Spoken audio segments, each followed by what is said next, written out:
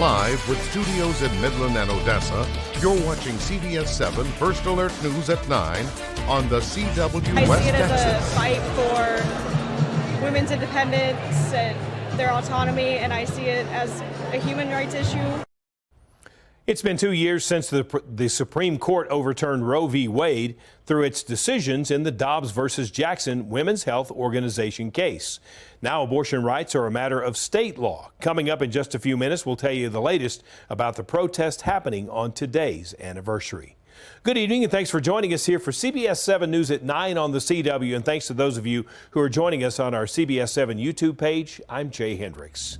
Topping our news tonight, the Fort Stockton ISD School Board is still voting on whether or not the district will implement year-round school in the 2024-2025 school year. This comes as an effort to improve academics after STAR test scores decreased throughout the state. The new schedule will extend the school year into June with some exceptions. The superintendent says that throughout the school year, if students meet certain requirements, they will be exempt from extra school days. CBS7's Lauren Mudd is at the meeting right now, and she will share an update with us. As soon as they do take that vote, we'll, of course, have a complete update tonight at 10 o'clock. In some other education news, Big Spring ISD Board approved building a synthetic turf soccer field at Blankenship Field. Total cost will be $1.4 million. Hellas Construction will complete the project within 90 days. And according to our news partners at KBS Media, the district had a surplus of $2 million from last year's Chapter 49 Robin Hood funds that the district did not owe the state, which is now being used to pay for that soccer field. Dr. Annette Macias has been appointed as the new executive director of IDEA Public Schools in the Permian Basin. Dr. Macias was born and raised in West Texas and has a Ph.D. in education leadership policy from Texas Tech University. She will oversee the day-to-day operations, including academic achievement and development. She will start at the beginning of the upcoming 2024-2025 school year. We also have a few new updates for you. The Show of Support Military Hunt is back this year. You may remember at the end of last year, the nonprofit's founder and president, Judge Terry Johnson, decided he would be passing off some of his duties to new leadership. But no one was quite sure what it would look like until now. With the support of Johnson and the Show of Support Board of Directors, Trey Atwater, an Army Special Forces veteran and native Midlander, has been named to an executive leadership role with SOS. The annual Hunt for Heroes will continue, and Atwater has plans to expand programming to provide year-round support to families and individuals that are dealing with post-combat stress recovery. Founder and president, Midland County Judge Terry Johnson said in part, quote, "We are thrilled to welcome Trey Atwater as the driving force behind SOS. His dedication to serving our local heroes and his intimate understanding of their needs makes him the perfect leader to guide SOS into its next chapter with impact and growth," end quote. In another update tonight, the Midland Animal Shelter has reached full capacity and is calling on you to help them out. As of this morning, there were over 200 adoptable animals waiting for their forever homes. According to staff, almost 20 animals a day come into the shelter, and this is a reminder that there is a need for responsible pet ownership in our community. If I were to speak for the animals, what I think that they'd want to say is they did not put themselves in this position. They are kind. They are looking for a family and that love that only citizens can provide. If you can't adopt, there are other ways to help, like fostering or volunteering. You can find adoption and foster applications on the Midland Animal Services website. Time now to talk your weather forecast. Triple digits back today. Another warm one across West Texas. Chief Meteorologist Tom Teeferteller joins us. Tom, that trend going to continue all week? Yeah, things are going to get a little bit hotter here over the next couple of days. Let's take a look at what we saw in the way of high temperatures today. Upper 90s, 98 out at the Miller National Air and Spaceport was the official reading across the Permian Basin. But triple digits in Big Spring, 102 in Wink and Monahans, 104 in Pecos and Presidio in the hot spot. It was up to 108 down in at well, down in the lower elevations of Big Bend National Park is what I'm trying to say at Rio Grande Village. Things have cooled off a little bit. We don't have the reports there, but for the most part, though, we are seeing temperatures trying to cool off, but still hanging on to the 90s right now.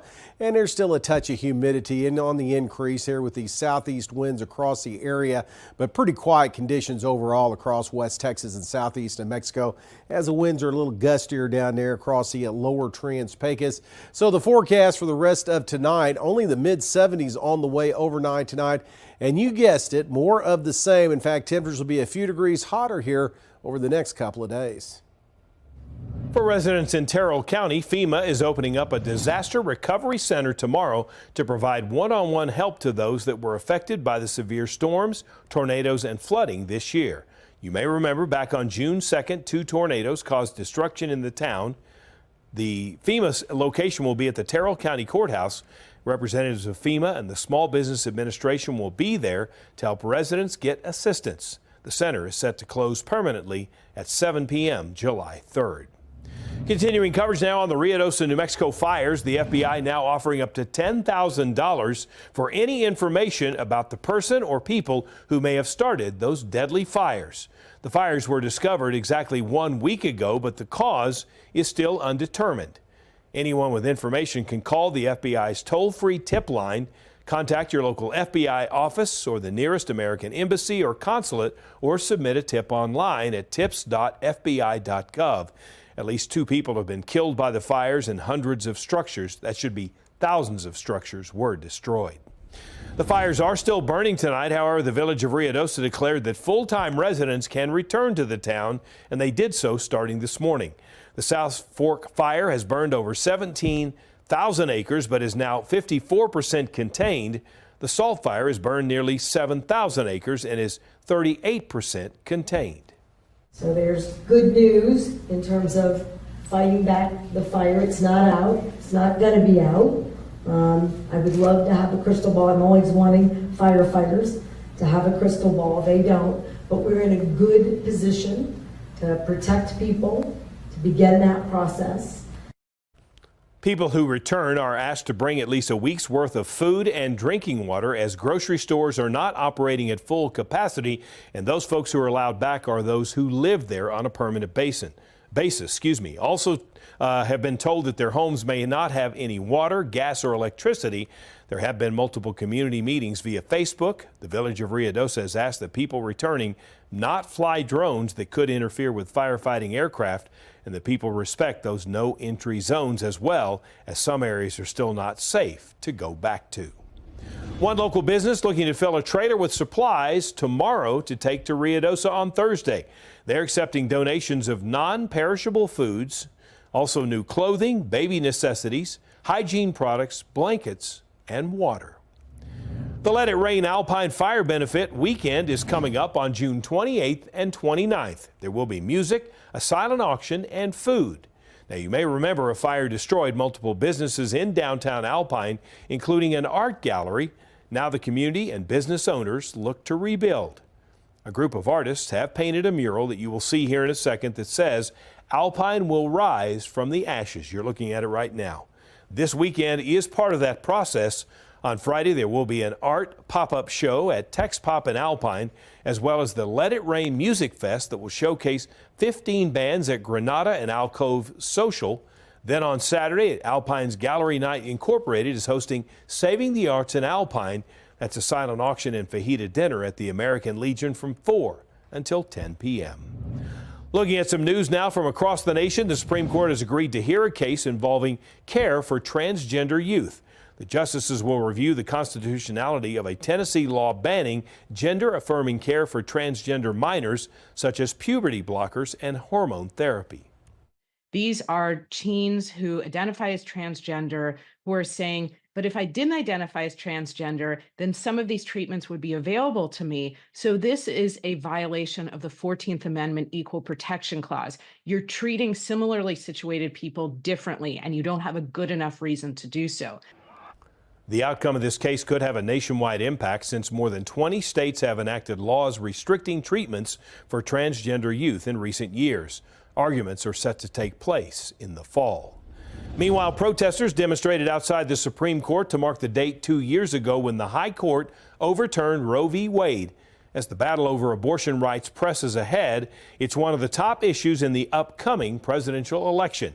CBS News correspondent Nicole Skenga reports from Washington. Outside the Supreme Court, abortion rights advocates railed against conservative justices' decision 2 years ago to overturn Roe v. Wade. I'm here because I'm tired of my rights being stripped away from me.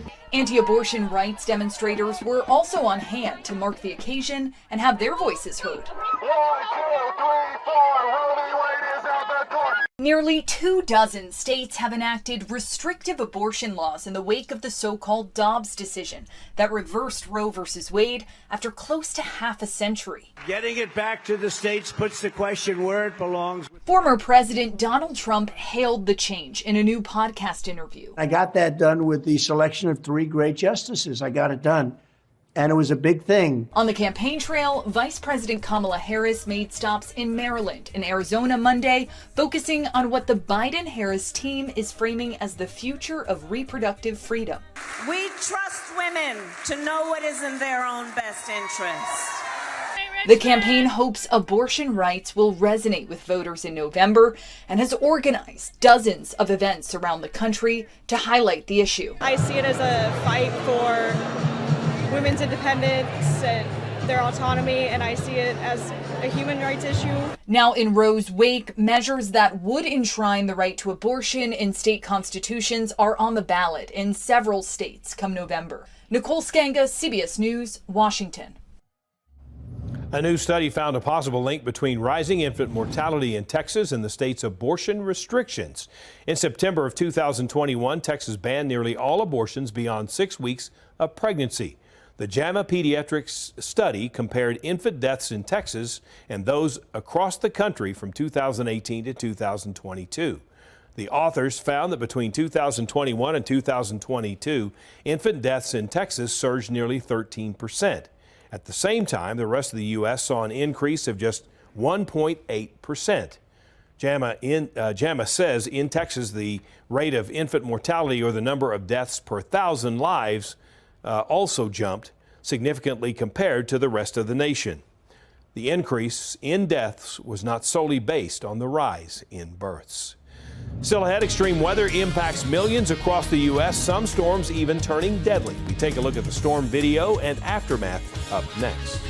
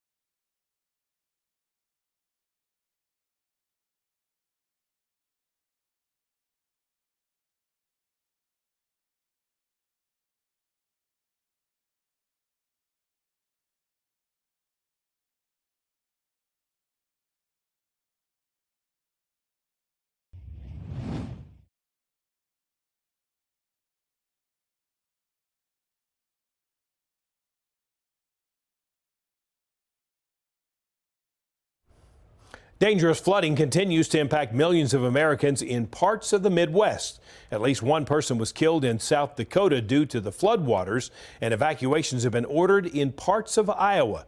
Jonah Kaplan reports from Spencer, Iowa.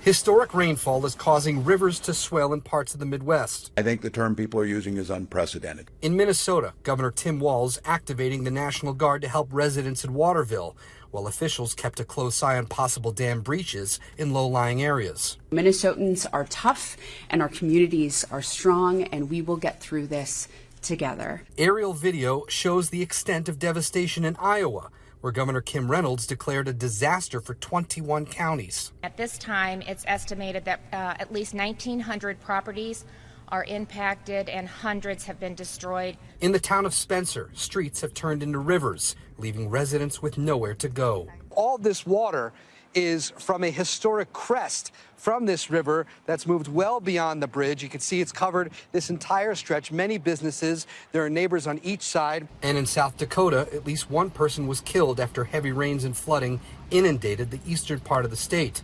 And floodwaters there continue to pose a threat.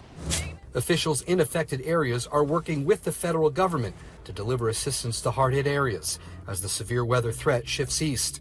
Jonah Kaplan, CBS News, Spencer, Iowa. Well, no rainfall problems here in West Texas as we're looking at just hot and dry conditions that are going to last for the rest of the week. We'll get you up to date on it next.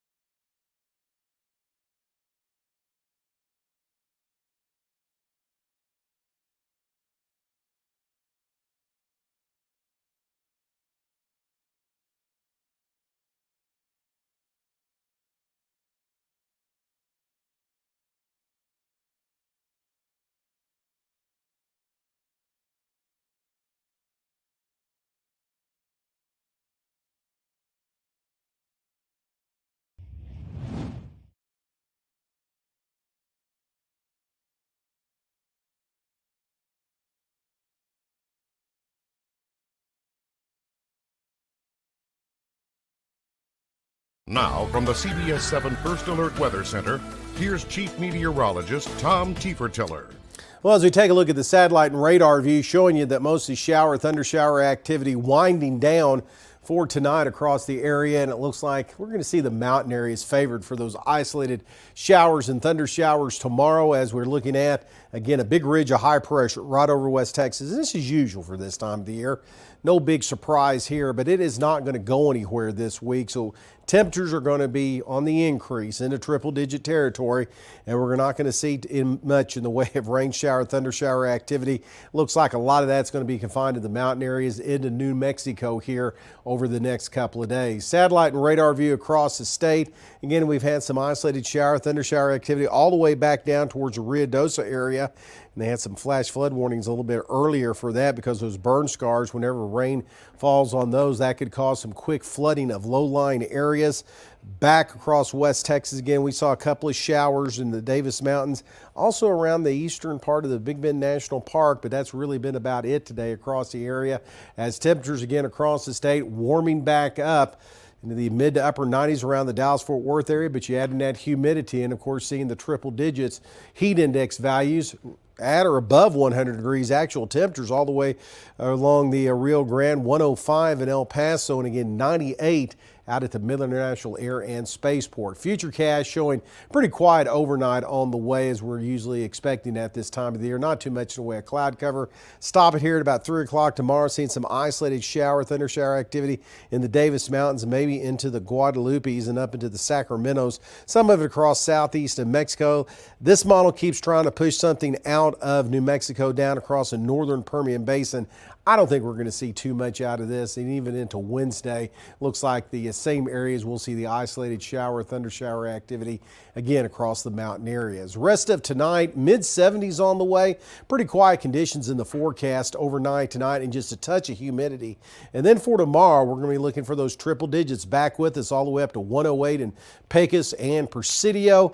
Could be approaching 110 plus in those lower elevations of Big Bend National Park, and that's really the trend for the rest of the week across the Permian Basin, looking at triple-digit heat in our forecast through Friday. High pressure moves away, though, a little less in the way of thunderstorm activity in the mountain areas and shifting area-wide late in the week. In the early part of next week, we'll throw in about a 10% chance, and finally just a little bit of help on those temperatures. Still ahead, a beach vacation turns deadly. Even locals get caught in an ocean riptide. These stories from multiple coastal towns where riptides have become deadly. The story is coming up.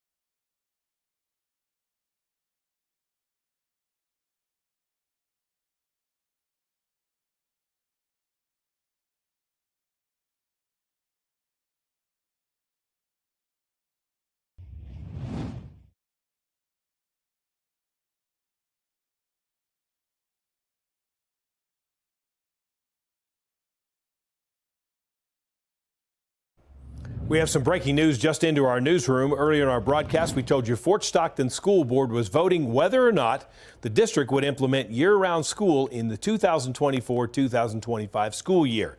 We have learned that the school board voted and they said no. We'll have more details on that coming up tonight on CBS7 News at 10. Another story we're following: the past few days have been deadly at Florida's Panama City Beach, where at least 5 people died after they were caught up in rip currents. In North Carolina, lifeguards say they have rescued more than 150 people over the past 5 days. And in New York City, 2 teenagers are presumed dead after they were reported missing at a popular beach. CBS's Christian Benavides has more from Panama City, Florida. I'm still trying to process. Jayla Ray's brother, Jamunde, was one of 3 men who drowned after being pulled out to sea in a rip current at Panama City Beach on Friday evening. His sister now treasures the sunglasses he was wearing the day he died. Putting them on, I cry. I cry and I cry and I cry. She also lost her 24-year-old cousin. The young Alabama fathers are among 7 people who were killed in rip currents in the Sunshine State just in the last 5 days. We won't see him walk through the door physically. He won't be able to tell us about his trip. Another young man drowned Sunday after he was dragged into a dangerous rip current at the same beach. And on Thursday, Pennsylvania parents Brian Warder and Erica Wishart drowned off Hutchinson Island while vacationing with their 6 children. 2 of their teens tried to help, but could not. Panama City Beach Safety Director Daryl Paul says people often have no idea they're about to walk into a rip current. What makes it difficult is that this water doesn't look bad. It looks safe. People will get in this water.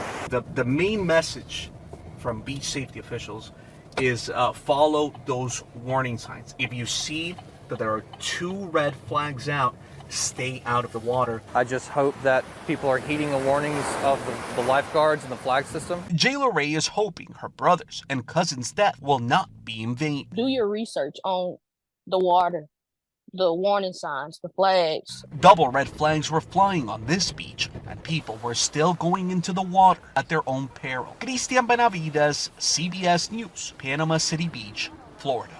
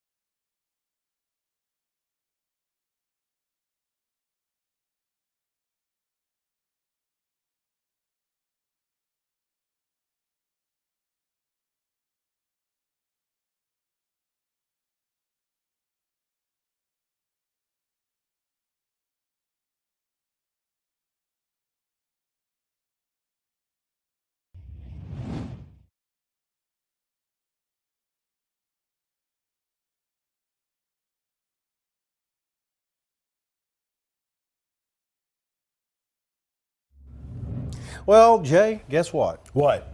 It's going to be hot tomorrow. Oh, it is? Yeah. Oh, I didn't know. Not what you expect in June this time of the year. But anyway, though, we are going to be looking at those triple digits in our forecast for the rest of the week. Not much in the way of cloud cover, more sunshine than anything else, maybe an isolated shower and thunder shower in the mountain areas.